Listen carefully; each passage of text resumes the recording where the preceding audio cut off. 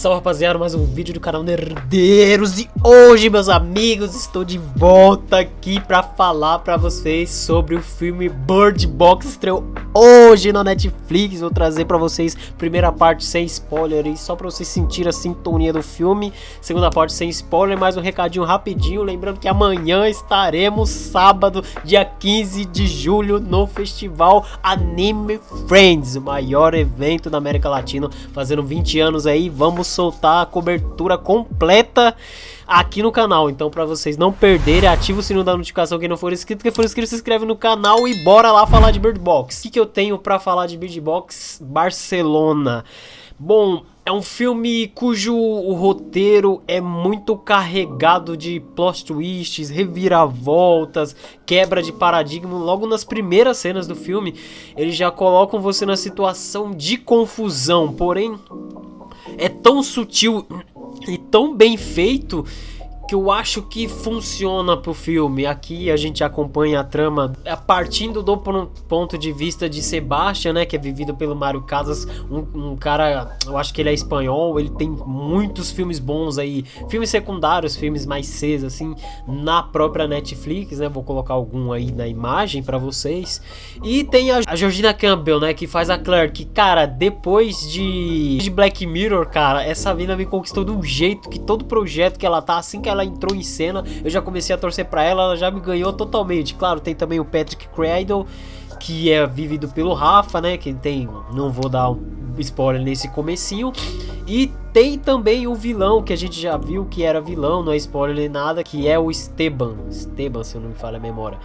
E nessa trama, cara, ela, como já dizia os trailers, os materiais promocionais, acontece na Espanha e é no mundo aberto, é um pouquinho mais amplo do que aquele conceito do Bird Box, então não tem aquele negócio de ir para o mercado pegar suplementos, aquele lance meio The Last of Us, tipo, eles começam dessa forma, mas partem por uma linha totalmente diferente, e eu acho que isso é inovador, mas ao mesmo tempo prejudica o filme, deixa ele com um pouco que uma quebra de expectativa, e isso sinceramente não me agradou, né? Tem todo o arco do Sebastian, que ele tenta ali garantir a sobrevida da sua filha em meio a esse apocalipse, e tem o arco do bispo, né, que agora não é só pessoas aleatórias que tentam fazer você ver as criaturas, é agora um grupo organizado, é uma espécie de seita, uma espécie de os iluminados, eles se colocam dessa forma, eu vou colocar chamá-los de lunáticos, né, mas não é assim que é chamado no filme, pelo menos não na versão americana, e é isso que no final das contas prejudica um pouquinho o roteiro. Então, se vocês que queriam um bloco sem spoiler, eu acho que daqui já tá bom demais, que agora eu vou começar a sentar o pau no filme, porque logo no primeiro ato, nos primeiros 5 minutos de filme, já começa com um flash forward, né? Flash forward, que é mais pra frente, que é contando como que ele sobreviveu. Tava ele, o Sebastian e a filha dele, Hannah, ele vendo ela no cenário todo apocalíptico ali, ele vendo ela patinar e tal, aí eles têm aquela conversa, depois eles descem, aí ele é atacado por mendigos, e eu até estranhei porque a menina some do nada e ele fica ali, eu até fiquei meio na dúvida, cara, será que é a filha dele, que tipo, ele apanhando, ele em nenhum momento ele se preocupa com a menina e tal. Depois, mais pra frente, a gente vai saber que ela some, porque na verdade ela não existe, né, ela já morreu, e a gente tem esse dilema aí, que é a questão dele ver a filha dele ali o tempo inteiro e tendo que viver nesse cenário apocalíptico, né. Aí ele acaba conseguindo ajuda ali no meio da rua, tá ele e a filha dele, que a gente mais pra frente descobre que ela tá morta. Eu demorei muito pra perceber, lá pro meio do primeiro ato. E ele chega, consegue a ajuda de um pessoal ali na rua, que inclusive eles usam uma estratégia legal, mas ao mesmo tempo burra, de colocar uma corda para guiar eles do mercado até onde eles foram, para eles não se perderem. Por que burra? Qualquer momento, qualquer cara da seita lá, dos lunáticos, eles podem ver a corda, eles podem ir até o esconderijo, o acampamento, e fazer uma emboscada, já que eles enxergam, ou eles podem simplesmente esperar eles saírem e pegaram todos lá fora por causa da corda. Foda que a corda faz um barulho do cacete. E nesse filme é estabelecido que o barulho chama a criatura mais do que qualquer outra coisa, né? Coisa que não ficou muito clara no primeiro filme. O primeiro filme teve a premissa que a criatura ela chega de qualquer forma, ela sempre está em todo lugar, né? Era a premissa do primeiro Bird Box ali com a Sandra Bullock. E aqui não. Aqui tem lugares, tem momentos do filme que não está a criatura. Tanto é que, voltando à parte já pra matar o arco da menina, era uma parte que me incomodava muito, porque no começo do filme parecia que a menina só era um símbolo da cabeça dele. Aí mais pro meio, pro final, deu a entender que a menina era a própria criatura, que ele só via a menina quando a criatura estava próxima. Porém, isso daí foi negado também no final do filme. Então, eu acho que meio que essa disparidade, essa conveniência de roteiro incomoda um pouquinho na questão da filha dele, só pra matar o arco todo da Ana, né, que é filha do Sebastian. Aí foi explicado um pouco da seita, quando ele tava dentro da caverna lá com os sobreviventes. E daí, quando mostra um flashback, que foi a cena que mais me surpreendeu no filme, porque eu achei que ia se passar a história inteira, o Bird Box, o caos, todo no passado. E aquilo me incomodou um pouquinho já no começo do filme, porque eu achei que estava estabelecido que ia sobreviver o Sebastian e a Hannah, mas na verdade não. Na verdade, aquilo era o presente e a gente só estava vendo flashbacks de como a pandemia, como o caos se estabeleceu na chegada das criaturas, né? Que eles foram tomando a Europa e eu acho que meio que ao mesmo tempo ali entraram na Polônia, na Espanha e foram contaminando ali de forma gradativa os lugares, né? E por causa dos flashbacks que ia mostrando um pouquinho, umas pitadinhas no meio do umas pitadinhas durante o filme, a gente começou a entender que tinha alguma coisa diferente com o Sebastian, tinha alguma coisa que intrigava ele muito. A gente achava que era só a questão dele ver a filha dele morta, que a gente percebe que ela é morta, porque ela desaparece do nada e todo mundo trata como se não tivesse a criança junto com ele. E ficou isso muito claro quando ele chegou no segundo esconderijo, que no primeiro esconderijo já tem a primeira reviravolta, que é o fato dele ser um lunático.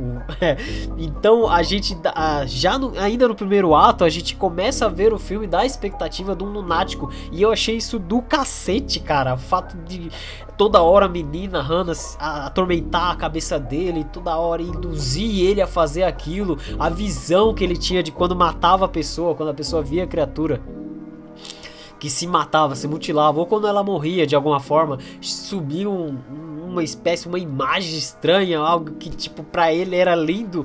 Então fazia todo sentido e fechou muitas amarras que ficou no primeiro Bird Box. Eu acho que esse filme ele conseguiu cumprir o seu papel de explicar bastante a questão das criaturas, a questão da visão dos lunáticos, e isso foi muito importante pra trama, isso foi muito legal, isso foi muito rico. Aí conforme foi avançando o filme, quando ele chega no segundo esconderijo, que tem todo o ponto de o pessoal não conhecer os lunáticos, aí ele conta a questão lá dos lunáticos para o pessoal do segundo grupo, que é apresentado pra gente a Claire, né, que é vivida pela Georgina Campbell.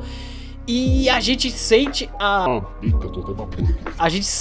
a virada do protagonismo ali na hora. E é outra coisa que eu acho do cacete. Fala, opa, pera aí, agora a qualquer momento Sebastian pode morrer. A gente tá vendo o filme da expectativa dos lunáticos pelo Sebastian, mas a qualquer momento ele pode se fuder, porque agora é a Claire que vai tocar daqui em diante. Eu achei isso maravilhoso, eu achei extraordinária essa sacada. Tanto é que nesse momento do filme mostra outro flashback da esposa dele morrendo no primeiro dia de pandemia. Então, tipo, era só os dois e ele ficou carregado com aquele lance de ficar só com a Hannah. E mais pra frente a gente vê que, na verdade, ele foi pego pelo padre. Só que daí, pra falar um pouquinho do Esteban, é só a questão que teve um furo aí que eu percebi, que é na cena da igreja.